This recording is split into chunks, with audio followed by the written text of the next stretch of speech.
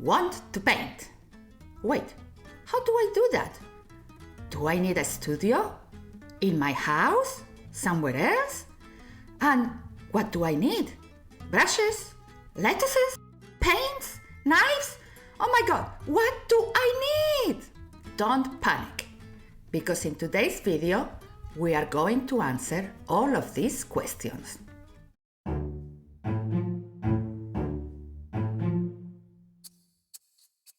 Hi, welcome to Rebecca's channel.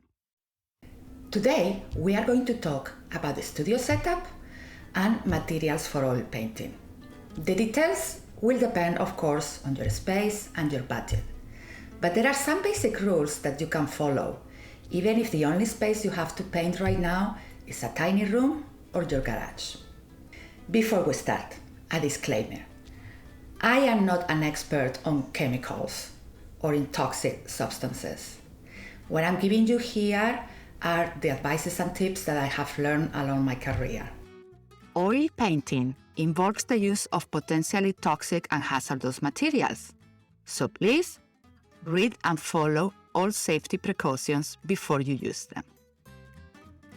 Now, let's jump into materials. Number 1, you need a mahl.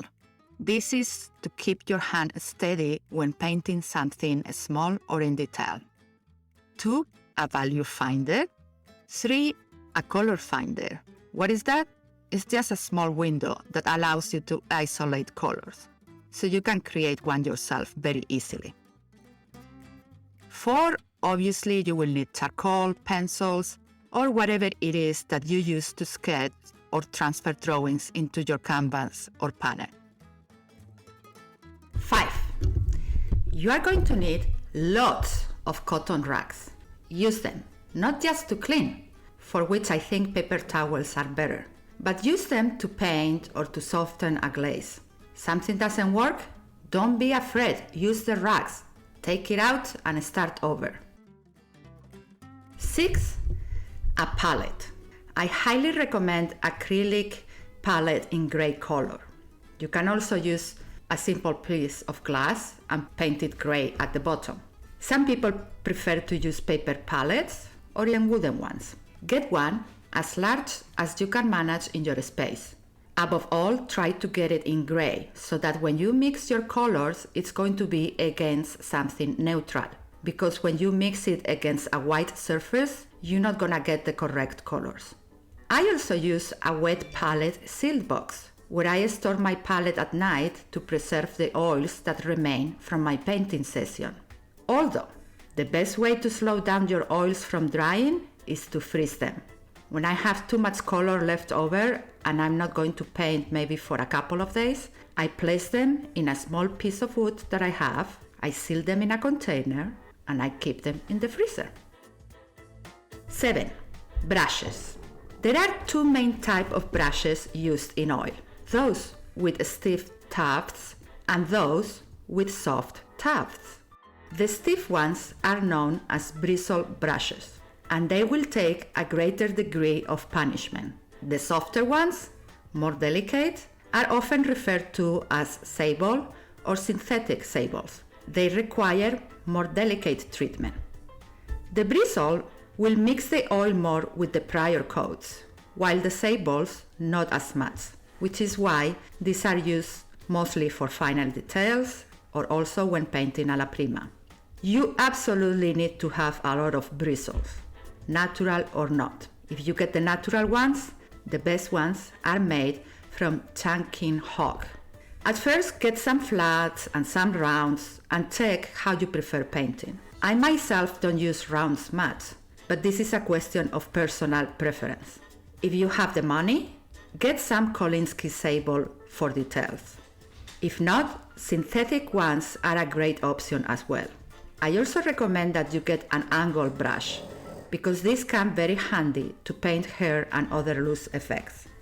You don't need to start with a lot of brushes, just enough so that you can test and slowly learn which ones you prefer to use.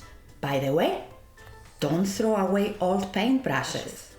They may come handy when you are doing a scrabble technique, or you can also cut them in funky ways to get funky strokes. Normally in oil painting, you always start with bristle brushes and then utilize the sable or synthetic sable more versus the end and in the final details.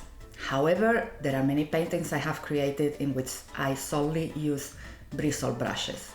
Unfortunately, there is a huge difference in brush quality, which is tightly correlated with the price, and it's going to make a difference in your painting.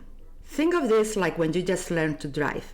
You do not want to get a Porsche because you could ruin it, and why spend a fortune when you are still learning? But if you get an old crappy car, it's also going to make your life very difficult, precisely because you are not an experienced driver yet. And the same goes with brushes. At the beginning, you need something solid and dependable. You don't need to get the best quality, but please do not get the cheapest ones because they are really terrible. I'm attaching a file showing different brush brands and their pricing. I'm not affiliated with any of these brands, but this is what I have come to discover along the way, so I hope it can be helpful to you. 8. Palette knives. At the very least, you need a simple one like this one to mix your oil colors. But you can get many more and experiment with them. Do not limit yourself to the ones available in an art store. Go to any other hardware store and get different palette knives, which are going to be cheaper, by the way, but can work very well and can give you interesting effects. 9. Besides brushes and palette knives, try different tools. Squeegees, silicone brush, a trowel. Experience with tools that can create interesting texture effects. 10. Your oils. With oils happens like with brushes. Quality comes related to price, and it's going to show in your painting. I have also created a list for you to download with different oil brands and different pricing, so that you can pick depending on how advanced or beginner you are. What colors should you have at the beginning? You can go as simple as utilizing the Zorn palette. The Zorn palette uses only 4 colors, which are ivory black, flake or titanium white, yellow ochre, and red vermilion. Or you can go as complex as your imagination goes. In the files that you have to download, I am also making a list of the suggested colors to have at the beginning.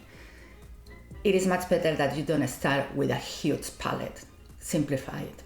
Let's talk a little bit about flake white, also known as lead white, because it does have lead.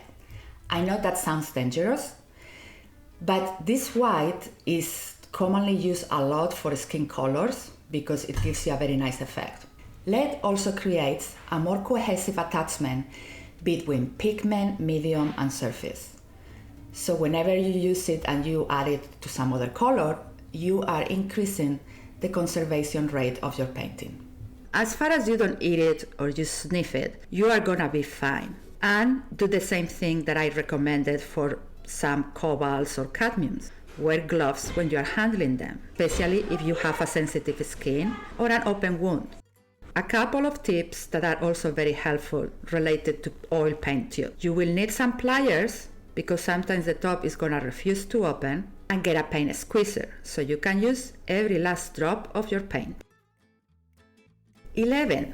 Mediums. After trying several mediums out there, I myself prefer to simply use a little bit of linseed oil.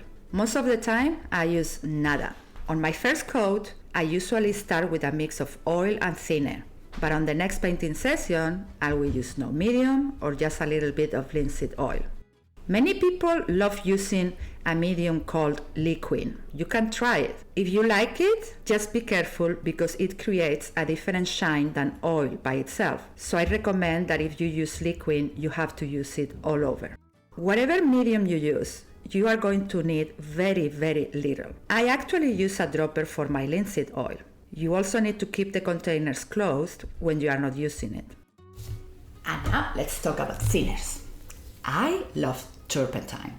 I actually think I started painting in oil because of the smell of turpentine, but it gives me horrible headaches. So I advise you to use mineral spirits, which are less toxic and less smelly. Also, let me give you a note. Some people confuse turpentine, which is used as a thinner, with terpenoid, which is actually a cleaner. And in mediums, just remember to follow the rule of fat over lean.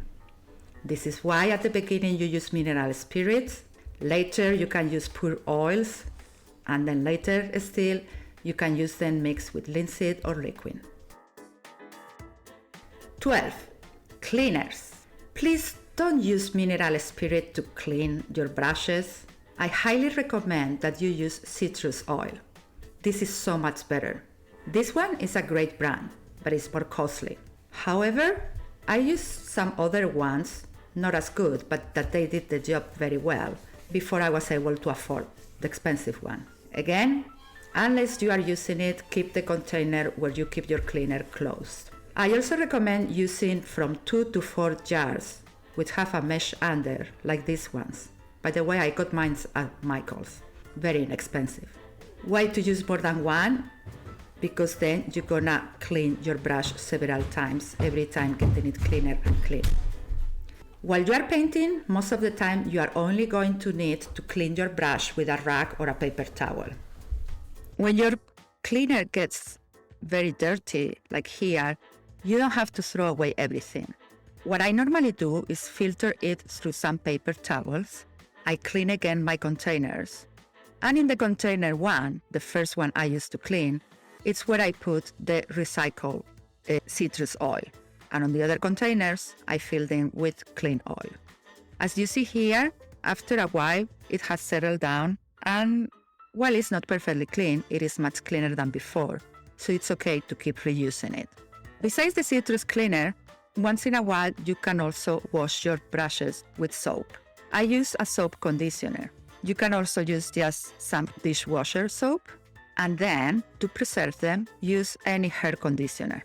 What's very important is that you dry your brushes vertically after you have used water, or at least incline, because oil and water don't mix. Myself, I only wash my brushes with water normally once a week, on Fridays when I know I'm not going to paint during the weekend. This, for example, it's a little rack that I did with 4 pieces of wood that were lying around so that I can keep my brushes inclined when drying. You can also use a simple jar with some elastic and you place your brushes like this. Number 13, varnishes. Final varnishes in oil painting should be applied only about 6 months or even 1 year after the painting is finished. Why? Because the oil is still drying. Even if it may be dry to the touch, it's not really dry. Now, many times, what's going to happen is that your painting has to go to a client or to a gallery before this time period. I just have 2 recommendations here. You can either use a retouching varnish or Gamvar varnish done by Gamblin. It comes in satin or in gloss and it can be applied when the paint is dry to the touch. 14. Canvases, paper, wood panels. As a rule of thumb, remember that a rigid support is going to last longer than a soft support. But if you like canvases, just ensure they are a very good quality. If you use paper, please glue the paper to a rigid surface before you sell it. As with brushes and with oils, find a balance between your budget and the quality. Avoid poorly made canvases or panels because they will warp and they will ruin your painting. A good well-priced option is Blick Premier cotton canvases and Blick Premier wood panels. Use Blick Studio canvases or panels only at the beginning. If you decide to buy and prime boards, I highly recommend using a PVA size to prime it, followed by a ground of your choice. Another tip, if you don't have money for framing, buy gallery deep canvases or panels. This should be at least 1.5 inch deep.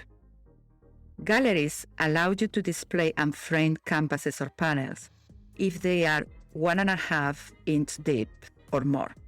Another little tip, before you start painting, tape the edges.